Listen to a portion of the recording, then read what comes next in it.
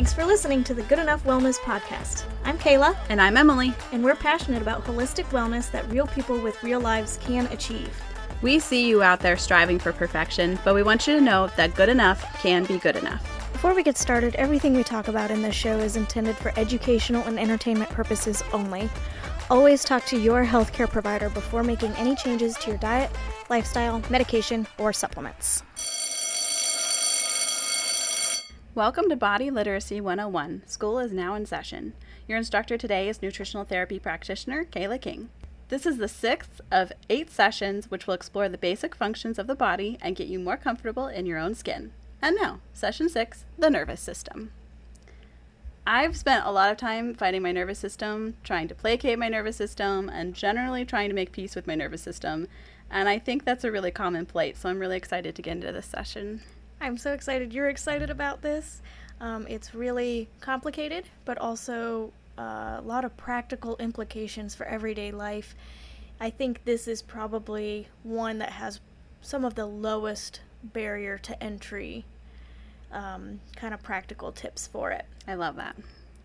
So before we jump in, let's just kind of define some things and explain the different parts of the nervous system. So there's the central nervous system, which is your brain and spinal cord.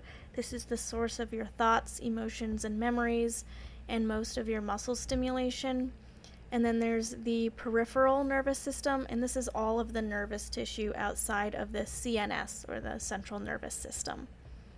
The branches of the peripheral nervous system are the somatic and the autonomic.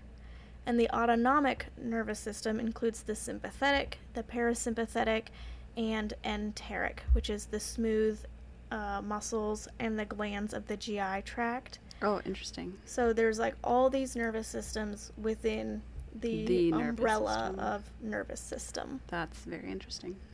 In this episode, we're going to talk mostly about the sympathetic and the parasympathetic nervous system. It's really outside of my scope of practice to talk about anything beyond that. Like, there's definitely stuff we can do to support it, but it's not really within my scope of practice. And if there's a lot of interest in the nervous system and its work, we can look into having a professional come on and speak about that a little bit more in depth. Oh, that'd be so cool. That would be a lot of fun, I think. Get a somatic practitioner on to talk. So the sympathetic nervous system is known as the fight, flight, or freeze or fawn branch of the nervous system. We usually think about the fight or flight branches, but in more recent history, we have discovered that you can also freeze or fawn as part of that response. And then, go ahead. Sorry. I know fight, flight, or freeze, but I'm not sure the difference between freeze and fawn. So fawn is more of like your people-pleasing. Freeze would be more of like... I have no idea what you're talking about. Freeze is more of like retreating. Like, I'm just going to cut myself off. Fawn is more of, I need to make everybody like me. Like fawning over them versus a baby deer. Yes. Okay, that's where I got confused. And then the parasympathetic is the rest and digest branch, and you can refer back to our digestion episode where we talk more about the rest and digest branch of the nervous system. And we need to be able to vacillate between the two. And we shouldn't be trying to always be in the parasympathetic state, despite what Instagram might tell you. Yeah, parasympathetic is so in right now. Yes, and I think that is a lot because we do spend the majority of our time in sympathetic, and our modern world lends us to being stuck in that sympathetic state. Sure, yeah. So, like, we're trying to draw more attention to the parasympathetic. But we do need to be able to go back and forth. Parasympathetic is really important, but it also is really important that we're able to get to that sympathetic state. That's what keeps us safe.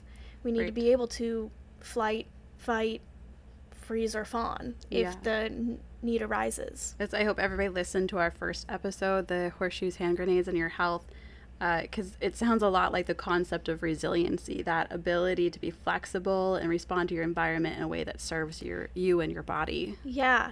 So resiliency is a huge part of nervous system health. So diving a little bit deeper into the nervous system and how it relates to the body as a whole. There's something called neurotransmitters in our bodies, and I think most of us have heard about neurotransmitters. They are the chemical messengers that communicate information about internal and external stimuli between neurons, or the nerve cells. This information gets processed, and the result is typically an excitatory or inhibitory neurotransmitter response. Excitatory neurotransmitters get passed from neuron to neuron all through the nervous system. It's like a communication. Mm-hmm. The main excitatory neurotransmitter in the nervous system is glutamate, and this sounds familiar because of monosodium glutamate. Oh, yeah. Yeah, so glutamate is an amino acid found in protein, and it contributes to the production of neurotransmitters. Very cool. It plays a significant part in cognitive functions such as thinking, learning, and memory. And then there are inhibitory neurotransmitters, and they block the message from being transferred further, giving them a calming effect. So messages will start to go along the nervous system, and inhibitory neurotransmitters will shut it down.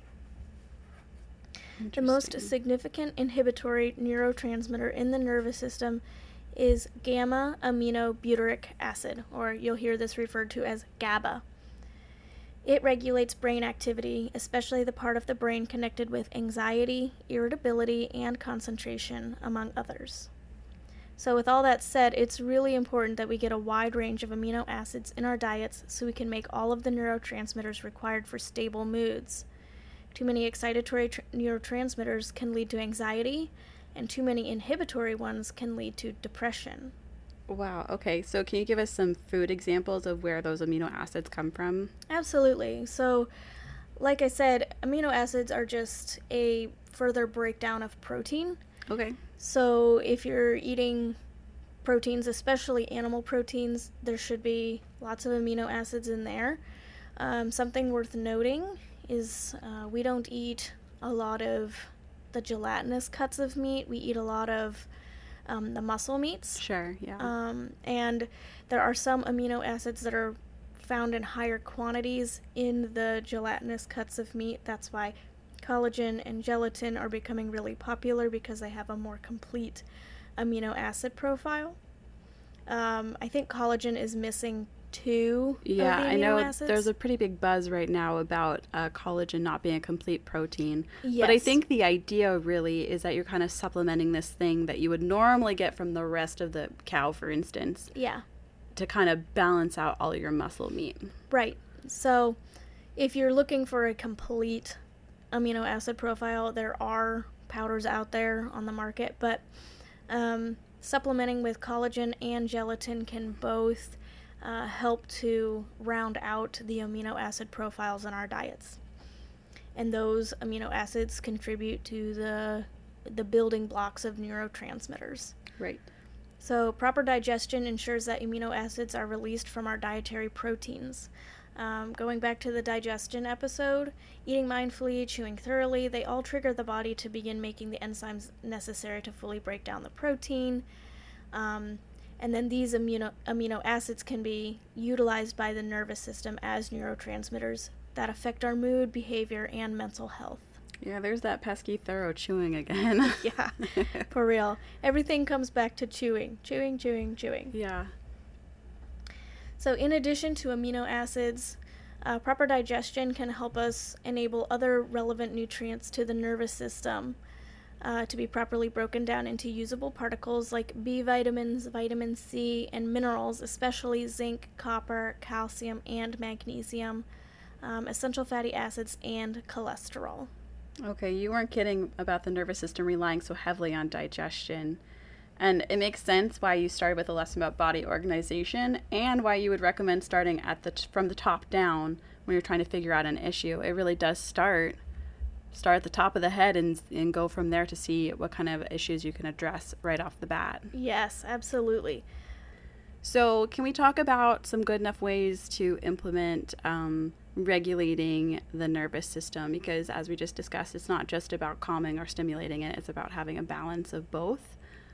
So how would you approach that from a nutritional therapy practitioner's point of view? So when it comes to diet and food and the nervous system, we talked a lot about digestion, and I do think that that's really key. And then on top of digestion, making sure that you're enjoying your food, making food that you actually enjoy, spending time in the kitchen can be really regulating. I mean, it can be, it cannot be as well. Sure, yeah, it's all about what is going to cause you stress and what's going to cause you to kind of slow down and enjoy your life, right? Right. For me, there are days when spending an hour in the kitchen making dinner is really regulating for my nervous system, really helps me to calm down, and other times where usually on a day where it's like I've been go, crunch time, and I'm like, oh no, I'm not going to have dinner on the table until who knows what time, then it can be a more stressful experience for me. But if you can find that peace or joy in cooking, then that can be a really regulating experience, and that can be super important going into the eating experience then, because like we said in the digestion episode, it's really important to be in the parasympathetic nervous state to be able to digest your food. So sure, so like being able to sit down with your family and have like, this is our meal time, we're putting phones away, we're going to take a moment to be thankful for our food, blessing the food, and just like kind of appreciating it with your eyes first, and be like, wow, like I made this and I'm really proud of it, and I made it with love for the people I love. And right. And sometimes what I do is I'll I do this with my niece sometimes. If she's sitting with me, I'll be like, well, what do you see on your plate? What colors do you see? What kind of textures do you think they're gonna be? Because that helps to prepare our brains to consume the food. Because if we're looking at it and we're like, that carrot's going to be crunchy, that's going to taste a certain way, the olive oil has this certain flavor profile, this certain texture, our salivary glands start to prepare. Mine are kind of like watering right now thinking about it. I know, I started to say olive oil and I was like, olive oil. Or like you sit down to custard or ice cream and you're like, you're the anticipation. Yes, and that we don't think about the fact that that is the first step in the digestion process. Those salivary glands preparing enzymes that also send signals to the liver and the pancreas to start releasing enzymes. It's all connected. Yeah, I definitely don't want to get off on too many tangents, but like it really highlights the fact that you can't just get a yes and no foods list and be like, this is what will make me healthy and this is what will not make me healthy. Like, that's not how food works, and that's not how the human experience works. It really is the human experience and not just the actual things that happened. So highly individual. Truly, it truly is. Yeah. I guess some more things that you can do for your nervous system that aren't necessarily food related. I always kind of think of it as like, okay, what is actually healing and what's kind of in my first aid kit? Things that are going to help in the immediate, and then things that are going to help me long term. Sleep is a huge one. Sleep is so important. We cannot overstate how important sleep is. If I don't get enough sleep, my blood sugar doesn't regulate well, my nervous system is a wreck. If you have a weepy day, it's probably because you didn't sleep well for various reasons. And getting sunshine and feeling the, like I know it's supposed to be an insult, go touch grass, but like truly go touch some grass. Ground, feel the earth beneath you and feel grounded. Gosh, what are some other ways that are kind of more long-term nervous system regulators? A lot of people utilize breath work. Yeah, that's a major one. That's something like, it's not like you do one time and it fixes forever. It's definitely a practice. Right. There's different kinds of breath. If one doesn't resonate with you, there are plenty of others. One that I learned about in school that I thought was really interesting, because it doesn't require a lot of skill, is something called bee breath. And you can look that up on YouTube. It looks ridiculous, but it feels really good. And along with like the bee breath, is humming and singing. Both stimulate the vagus nerve, which makes us which helps to make us feel really calm. Yeah.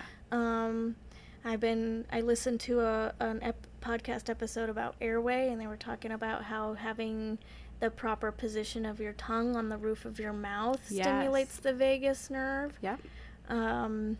So like even just making sure that your resting position, you're sealing your tongue to the roof of your mouth can help regulate. That's a very good habit to pick up for sure. And then there's something called tapping, which is emotional freedom technique. A lot of people call it tapping, and that can really help to regulate. And then beyond that, there's therapy. Yeah. And different kinds of therapy, not just talk therapy, but obviously outside of my scope of practice, but definitely don't underestimate it. Right. And that's something that I would refer out to if it came to that point of, I don't think what I can do is going to address everything that you're dealing with. Therapy can be really important for healing, like physical healing. Yeah. And I think that can even extend to couples therapy too. Having a peaceful relationship will do wonders for your nervous system for sure. Yeah, reduce that stress. Yeah, definitely. I think that's important. I would like to talk about, like your nervous system Band-Aids, your first aid kit a little bit. Just because if you're learning about your nervous system and your nervous system's a wreck, you want it to be fixed right now and you want to feel good right now. So some things that I just want to talk about that have helped me.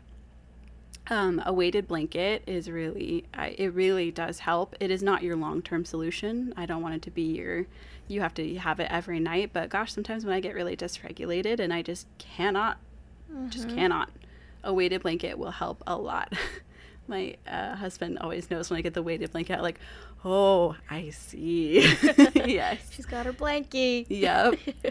Magnesium, I think, is a really helpful one, calming. Making sure that you're getting electrolytes. We really like pickleball from, who does that? Jigsaw Health. Jigsaw Health does pickleball, and we really like that one. I'm trying to think. Kayla's a huge fan of reishi now, and I'm going to hop on that bandwagon because all about the shrooms,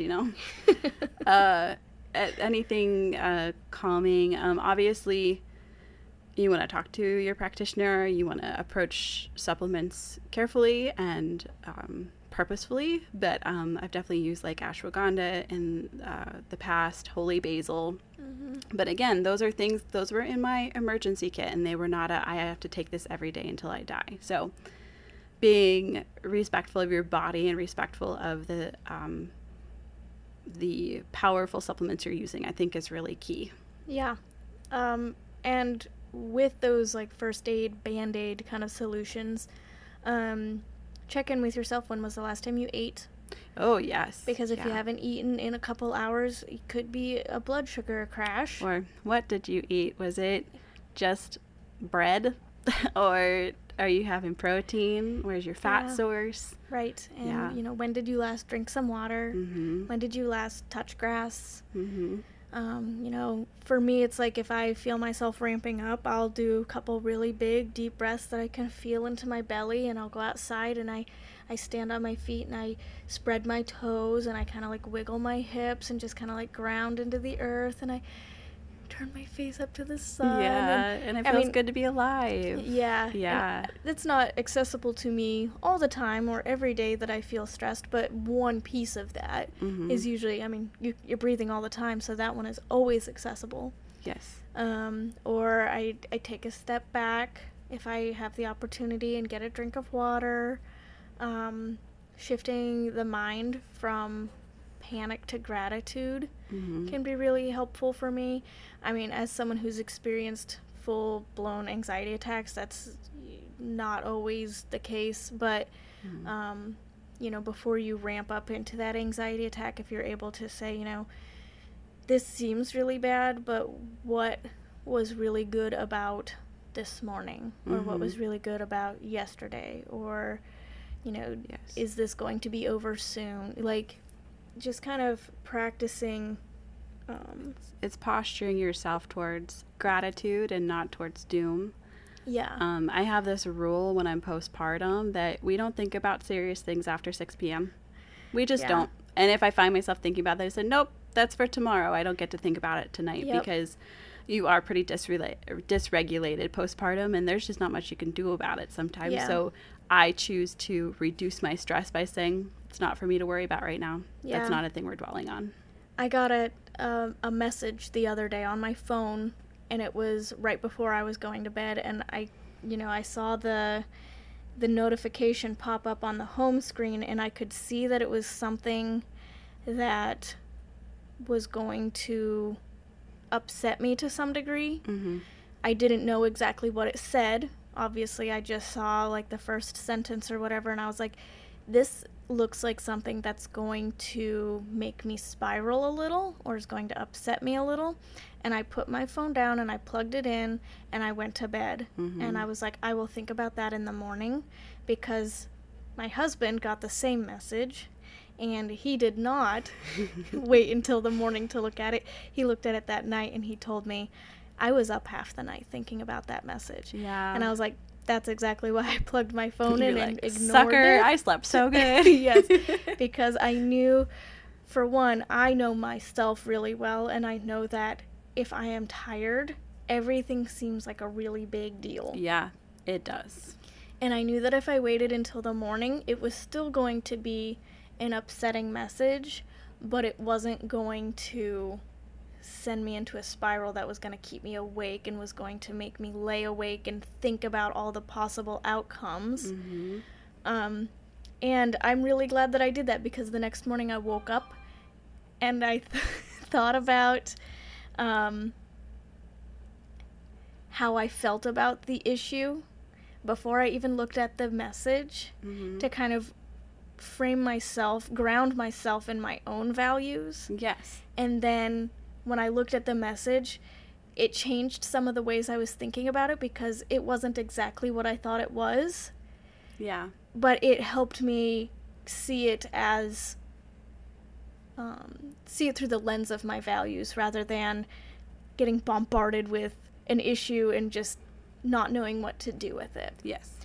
I don't do that every time. Just as a disclaimer, that was you just did it well that time. Regulated event for me. Yes. But that's just some examples of how we can regulate our nervous system in a Band-Aid kind of situation. I had no indication that this message was going to come in. Mm-hmm. So it's like there was no way for me to prepare for it coming in. Mm-hmm. So once I received it, then I was able to Band-Aid, put it away. Yep. Think about it. Get a good night's sleep. Right. Well, because you know from past experiences, from practicing that all would be well, because you could address it in the morning. And I think it's that if you don't get it right the first time, it's okay. You try again the next time. It just, that repetitive process of being human and messing up and trying again. Exactly. So that was a really long... that was a really long way to talk about the nervous system. Good enough. But I think that's more appropriate for this topic. The mm-hmm. nervous system is way more than just diet, mm-hmm. and way more than just breathing, and way more than just a supplement, whether that be herbs or adaptogens or mushrooms or anything else. Yep. It really requires a lot of thought, mm-hmm. and a lot of... therapy, which this is not a substitute for therapy, but this is, some ways that you can think about things a little differently. Yes. And that's the whole goal. Yeah. Thank you for listening to the Good Enough Wellness Podcast. To learn more about my one-on-one packages, join my mailing list and follow me on Instagram at Kayla King Wellness. Don't forget to subscribe to the Good Enough Wellness Podcast feed wherever you listen to podcasts. You don't want to miss an episode. Join our community over on Instagram at Good Enough Wellness Podcast to learn about upcoming episodes and to interact with the Good Enough community. The Good Enough Wellness Podcast, because good enough can be good enough. Well, that's good enough for me. Me too.